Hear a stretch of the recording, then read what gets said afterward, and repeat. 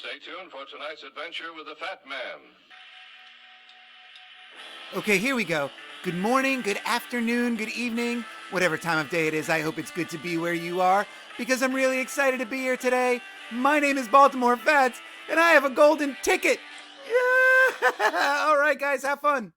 All right, so now getting back to my quest for the ladies, Amy Darcy Wetmore offers up one of them on a silver platter for me in this article here, which was published about a month before the Mrs. Jarley and the Tableau article that I've been working from. But before she does this, she wants us to know all about some of the other entertainments that were gotten up in the bygone days of Baltimore. And I think we should learn about some of them too, because some of them get really crazy. And so we're going to file this one under context, because some of this will actually help the story further on down the line. And a great example of that comes right at the beginning of this article. So Amy Darcy Wetmore begins, Baltimore has always been famous for the entertainments gotten up by its amateurs for sweet charity's sake, and we've seen just how sweet charity can be, right? And it says many indeed have been the brilliant performances given here. Private theatricals were once usually held in parlors or drawing rooms in people's homes, but now there are so many available halls and so few houses are large enough to seat the guests comfortably that it is the exception and not the rule when they take place in anyone's home. And so now I think this is going to be really important a bit down the line, because what she's saying here is that these entertainments were once the sole province of the elite and not for public consumption. And there could be many reasons for this. And one of them, of course, is that there just wasn't much of a general public to begin with.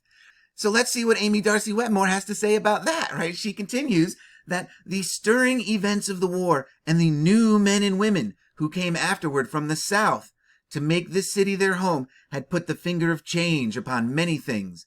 And I love this turn of phrase, the finger of change. And so now this is an interesting thing to read because of how open to interpretation it could be, especially to a false paradigm speculator such as myself, right? When I filter this through the prism of Mud City and the idea of that 19th century repopulation program, and the idea that language is a spell used to obfuscate the truth, for lack of a better word, right? And she says here, right, the new men and women who came afterward from the South. So after this war, and so the implication is that these are men and women who are coming from what is now the former Confederate States, right? With this reference to the war, right? But the South could actually just mean, it could mean anywhere south of their present location here in Baltimore City. It could mean the former Confederate States. It could mean South America. It could mean the South Pole, for crying out loud, right? Or it could mean South Baltimore, right? If the heart of the city is Cathedral Hill and Mount Vernon up here, then the South could mean anything south of Baltimore Street, which is what divides Baltimore north and south. Right? So that would include all of Federal Hill here and the peninsula with Fort McHenry at the tip. Right? And Baltimore has the peninsula here, which is today known as Locust Point. Baltimore has this as one of the possible breeding grounds for some of these new populations that the mainstream narrative tells us are immigrants, in air quotes, right? Or it's certainly at least a way that you can slip in a controlled population among these immigrants, right? And I think that's a very interesting idea to explore sometime. Because with all of the fertility imagery in Baltimore and some of the weird like double helixes and things on buildings and the genetic research coming out of Hopkins and stuff, you know, I mean, it's hard not to think that they were doing something here related to the birth of a large number of people.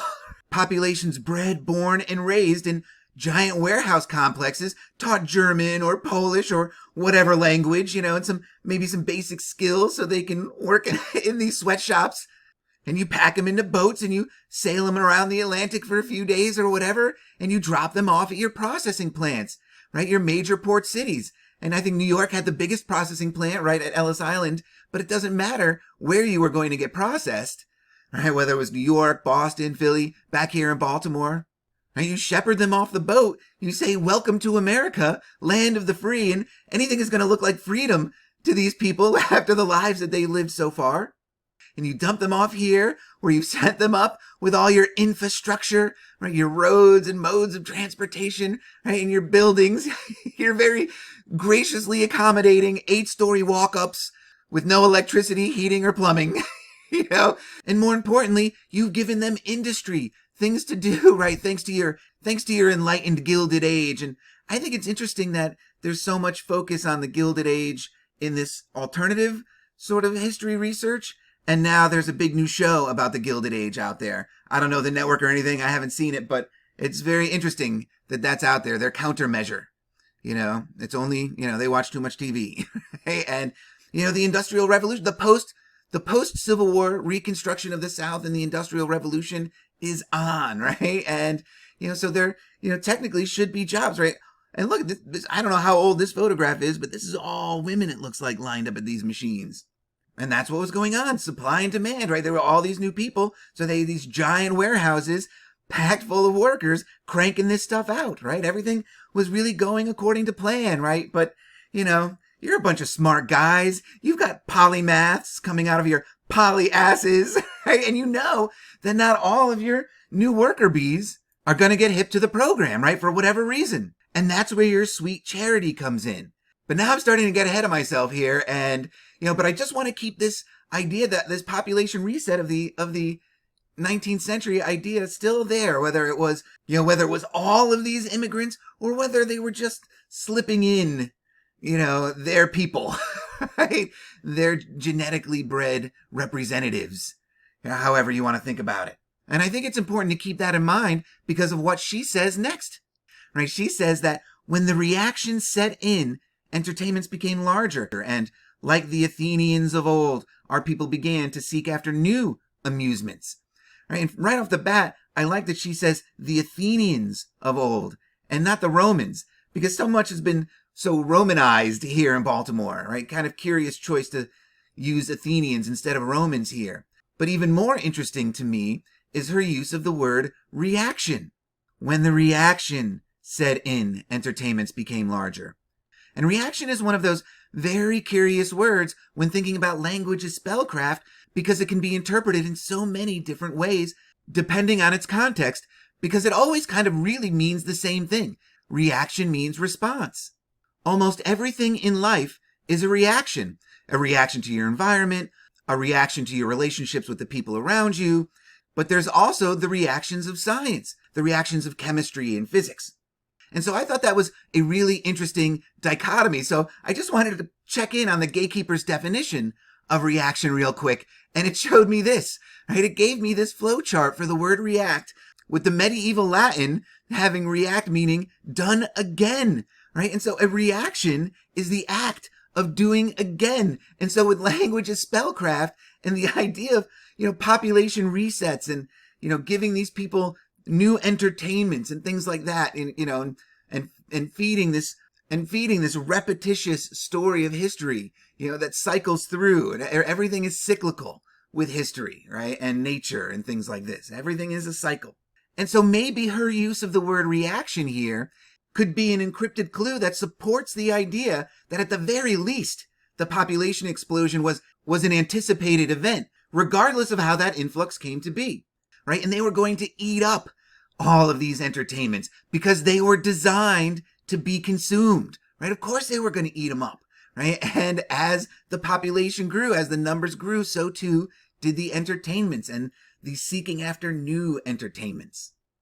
But Amy wants us to let us know that just as then in 1908, just as then in 1870, there were those who looked back to the past and sighed over the increasing extravagance of the hour and the restlessness of the age. One period cannot judge for another, and what we would now deem quiet, simple pleasures were thought then, in comparison with the years before, the very height of gay doings. And so here's that cyclical loop again. Every generation harkens back to the old days, and every generation feels they did it better than the ones before, right?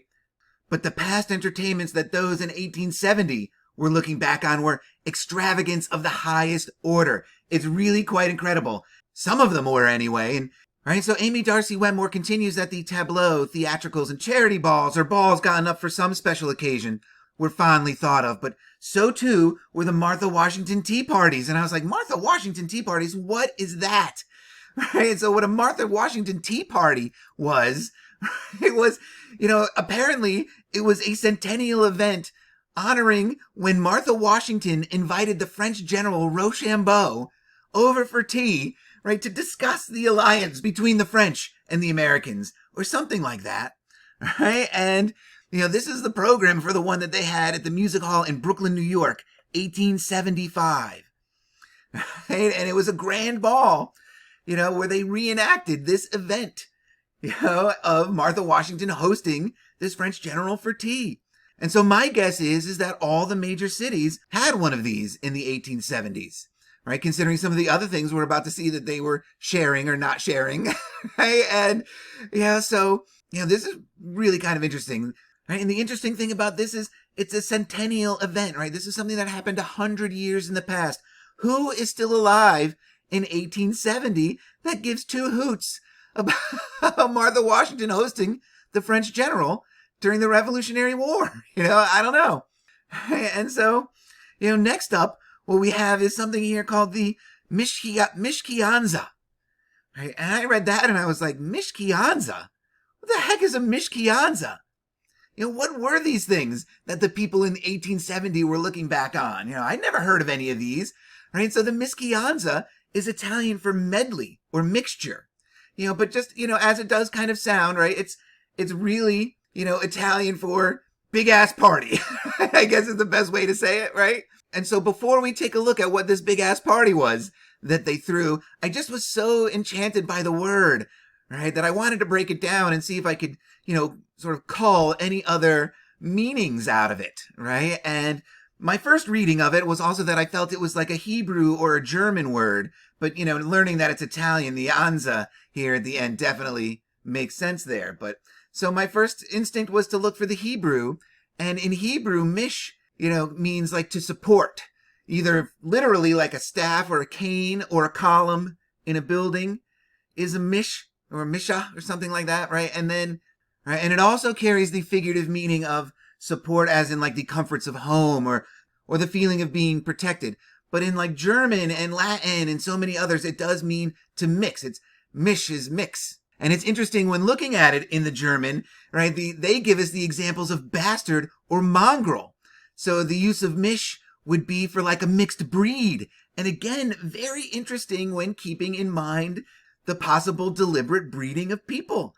And so from here, I was like, well, what is Kianza? Does Kianza mean anything? And I really struck out on the full Kianza. So I wanted to break it down even further with the key, right? And so the key is the 22nd letter of the Greek alphabet, or the X. X marks the spot, right? And it's pronounced K, as in Christ, right? It's also the 22nd star in a constellation, which I think is kind of interesting. I don't know much about like astronomy and, the constellations, but 22 stars seems like a lot in a constellation. Are there a lot of constellations that have more than 22? I don't know. It's kind of curious. But Qi or Qi is the circulating life force of Chinese philosophy. Again, that circulating cyclical loopish metaphor running through this episode. Really kind of crazy. All right. And an interesting thing as well is that when anagrammed, CHI means, computer human interface. So, again, interesting when thinking about the simulation matrixy ideas that are out there, because I certainly think there's a lot of value in those ideas as well. And interesting that you could kind of tie that in with this mix, and mish in German being, mongrel, are we talking like cybernetic kind of things here? That's very interesting, especially with Anza at the end, because Anza, it's a unisex name in Northern African, Islamic, and Hindi cultures, right? And it means to begin or start, or perhaps the first, right? But it could also mean the little or a little, right? As in, if Anza was the first name, we'll call Anza Smith, right? The little Smith, right? And I love the example that the gatekeepers give of the blue marble over here. And so incredibly, although it doesn't really tie into the event at all, this could be translated in a Mud City way as the first cyborg. I don't know, that's kind of crazy. And so, but what it was a huge party in the middle of the Revolutionary War thrown by loyalists, colonists sympathetic to the crown, right, and the occupying British Army. It was a party thrown for their departing general, Sir William Howe, and it was thrown in Philadelphia on May 18th, 1778. Right, and so this William Howe, he was no just run-of-the-mill general, right? He was commander-in-chief of the British land forces in the early part of this alleged American War of Independence. And this party is crazy in many, many ways. And the first way is the scale of it. This thing is absolutely massive. So let's just take a look at what the Loyalists and the Crown thought was an appropriate send-off for their departing commander-in-chief here. Right? And so they threw him a party that included a regatta along the Delaware River, accompanied by 3 musical bands, a 17-gun salute by British warships, a parade, a tournament of jousting knights, and a ball and banquet with fireworks display, right, in Walnut Grove, which we're not even going to touch today, right? But, this is an absolutely massive affair that they threw for this guy in the middle of a war. Like, they just stopped the war to do this, right? I mean, this is 3 years in to an 8-year campaign, right? And it's really incredible because this is happening at the tail end of what the narrative tells us is actually the British evacuation of Philadelphia, right? It says that on September 26, 1777, the British began an 8-month occupation of the city of Philadelphia during the Revolutionary War. And this allowed the British troops to spend the winter billeted in comfortable quarters while Washington's troops suffered at Valley Forge. And I'm sure we're all familiar with that story of the terrible conditions at Valley Forge that winter. They had no shoes and socks and how cold it was. It was so cold that winter. Right? And so 8-month occupation, this would put it ending in May of 1778. And this party, this mischianza, is thrown on the 18th of May. And in another example of just how incredible this party was, right, it happens amidst chaos in Philadelphia, right? As witnessed by this letter here of June 7th, 1778, from newly promoted British Army Lieutenant Sam Mostyn to his patron in Wales. And I think this is really interesting because it illustrates kind of a dual loyalty happening here, right? This lieutenant, this high-ranking officer in the British Army, not only is he loyal to the British Army and the Crown, he's loyal to his patron in Wales. And so it kind of makes me wonder what his role in America is during this Revolutionary War for his patron in Wales, right? But he describes the chaos and panic among loyalists in Philadelphia during the British evacuation. It says that the fear of reprisals from patriots was exasperated when, on May 8th, the Supreme Council of Pennsylvania published a list of persons whom they mean to treat as traitors to the state of America, urging them to turn themselves in, and as a result, some were obliged to leave the town and put themselves on board ships, some for England and others took their chances with the British Army. All right, so this is 10 days before the Mischianza. Right? So in the midst of all of this chaos, they just stopped the war to throw this party for this guy. I mean, it is unbelievable. That tells you something about the stature of his position, not only as commander-in-chief of the land forces in America, but as a member of the Privy Council here, and he's a knight of some order. I didn't look that up, unfortunately. This is a massive party at huge expense. This thing cost almost $700,000 in 2017 money. Think about that. Hindsight being what it is, perhaps there were more useful ways for the Loyalists and the Crown to spend that money, right? But just thinking about the planning that would need to take place for this event to happen, the orchestration involved, and the chaos and the alleged chaos that was happening in Philadelphia, that the Loyalists could pull this together for this guy, right? I mean, and how is it that the Patriots missed this opportunity to cause real damage and wreak real havoc on the British forces if they just stopped everything to throw a party for this guy? Think about the high-ranking British officers that must have been at this thing, or the super wealthy loyalists who threw this party at the cost of $700,000. I mean, they were there. The Patriots could have attacked this thing. They were ripe for it. They could have killed this guy and sent a real message to whomever the incoming commander-in-chief was. I mean, how did they miss this opportunity? Unless, of course, if there isn't any real animosity between the Patriots and the British Army, right, and the Crown. Right? This makes a lot more sense then. Everybody took the day off for this guy. Right? It just boggles my mind that they would miss this opportunity. It's really kind of crazy in the narrative of war, right? If you're fighting a war, how do you miss this opportunity, right? And it's just incredible. right? Almost as incredible as the guest list for this party. Because despite the sheer size of this thing, right, the massiveness of this spectacle, there was only a crowd of just over 400 guests, right? The crowd of over 400. This seems like an awfully small number for such a huge party, right? And this is a party so exclusive, it even has its own golden ticket. Look at this thing, right? This was the ticket to the Mischianza. Now, unfortunately, I did not translate the Latin up here, but, look at this thing. I mean, I don't know if this is supposed to represent a mirror or a window. Is this water coming in coming up to a hilly shore? Or is this like an open field or plain or something? They have cannons and a fasces.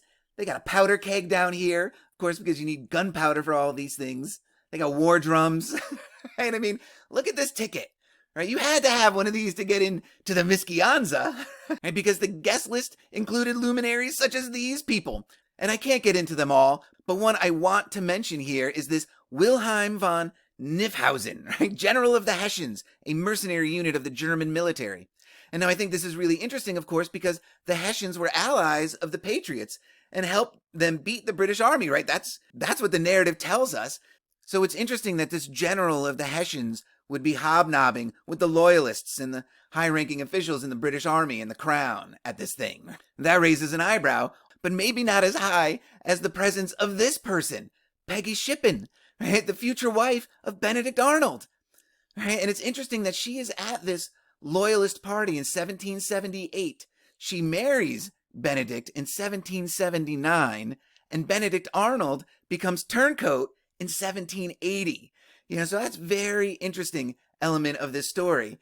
And it's Peggy that he's married to when he's in London, when I allege that he knocks up Edgar Allan Poe's grandmother, right? And so that's really kind of incredible, but not as incredible as the fact that 100 years later, the people of Baltimore celebrate this very Mischianza with a theatrical recreation of it to kick off the bicentennial year of 1876. Right? So I'm not going to read this whole thing, but I do want to touch on some of it just to show you how extravagant this affair was. And so in the February 16th, 1876 edition of the Baltimore Sun, they have this description of the affair, right? The Mischianza, a centennial fete at the Academy of Music, which was part of the Peabody Institute. And unfortunately, this first sentence is cropped, so I can't really read it as well as I would like, but it says that the audience last night was witness to a centennial fete, the Mischianza, or a medley entertainment, in imitation of that given on the occasion of the departure of General Howe from Philadelphia in 1778. The curtain rose upon a ballroom scene, with ladies in white satin dresses at tea. With a flourish of trumpets, 50 gentlemen, attired as knights, esquires, and army officers, entered and marched to the air of God Save the King. God Save the King? 1876? Right? And again, General Howe, how is it that this event was important enough to honor 100 years later? Who was alive in 1876 that this party, this Mischianza, would have made this much of an impact on? Why is it so important to recreate 100 years later with all of this flourish? Right? Then the knights kneel before the maidens and they receive a ribbon of favor. And the dancing begins, right? And the knights wore costumes of Turkish style, while those of the esquires were the Knickerbocker pattern. All right, and the second part of the program was a recreation of Martha Washington's Tea Party, right? So again, who was alive? Why are these two events so important 100 years later when there's so many other important events that you could use to mark the centennial of the War for Independence, right? I mean, it just is mind-boggling. And so just to showcase some of the names, some of the people involved, right? There was over 136 ladies, or was that 130? It doesn't matter, right? It's all about the ladies, these parties, right? It's just really incredible, right? But among the names here, just that I want to hit on real quick, the Gill family name is important in Baltimore. I love seeing the name Shoemaker, of course, because that's another word for Cordwainer, and Cordwainer Smith and the role that that he plays. We have a couple of Pattersons here, right? There's a Thomas and a Howard, right? A McHenry, another Howard. One name curiously missing from this list is the Penningtons. I don't see a Pennington on here. Here's a Carroll, right? And a name that hasn't come up yet, but we're about to get very familiar with is the McKims. Mr. John McKim was a part of this. And of course, we have the name Key, that's playing a bigger role now that we're looking at these things. And that's, of course, as in the Francis Scott Key family.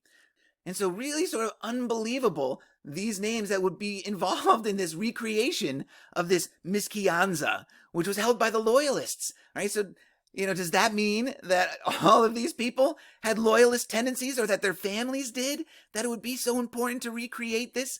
Especially learning that the Maryland Club, of which so many of these gentlemen are members of, were sympathetic to the Confederacy. I mean, it's really unbelievable. And the crazy story that can be sort of woven out of this fabric of these social parties that were happening in Baltimore in the post-Civil War era.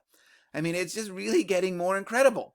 And there are more incredible entertainments to talk about in the next extravaganza-filled episode. All right, so remember, guys, just because you don't know the truth doesn't mean you can't have fun with the lies. Until the next one, cheers, guys.